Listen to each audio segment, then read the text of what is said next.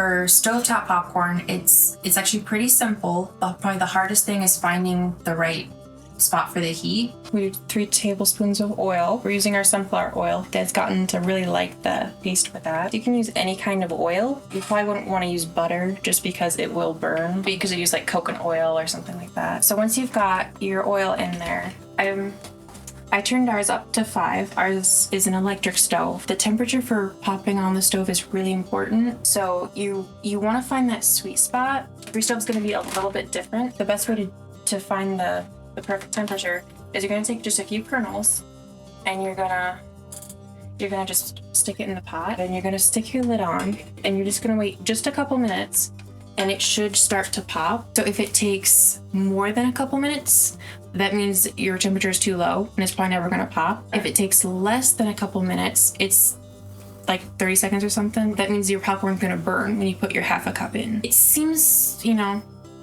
maybe a little tricky, but it's actually pretty simple once you find the spot. And so our popcorns, it might pop smaller, but this is a really nice flavor. Usually, like big companies, they want something really bland because it's just easier for them to put whatever flavor they want on it. Hey there.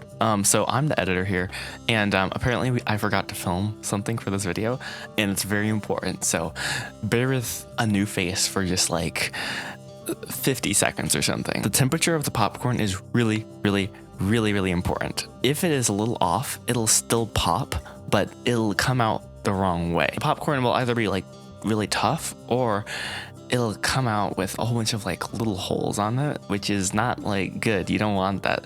It'll get stuck in your teeth and it's just annoying. So if that happens to you, keep messing with the temperature. You'll get it eventually. You got this. All right, and one last thing, little tip. If the popcorn is left out in like a not airtight container, it's gonna dry out, especially when it's in the winter and like a heated home. It just like sucks all the moisture out. Either the popcorn is going to be really tough, or it's not going to pop at all, which is not fun at all. Like honestly, it's not fun. So store it in an airtight container, and that'll help it stay how it's supposed to be. Anyhow, back to the normal video. Close.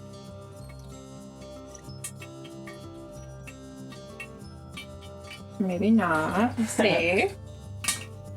There we go.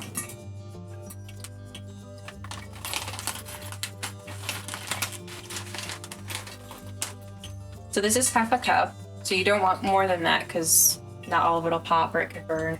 Okay, so we're gonna put the lid back. And then I like to just try and coat all the popcorn with oil. Gets everything nice and coated, and try and make sure you're cooking everything evenly. Anyway, so this will take just a couple minutes to pop. So it's actually a lot easier than what you might think. It might take a little bit of practice, but it's actually pretty easy.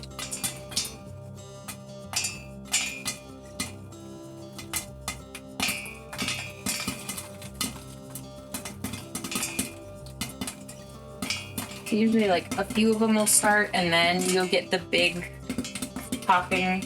So it'll seem to start slow, and then everybody will join in and you'll get the last few.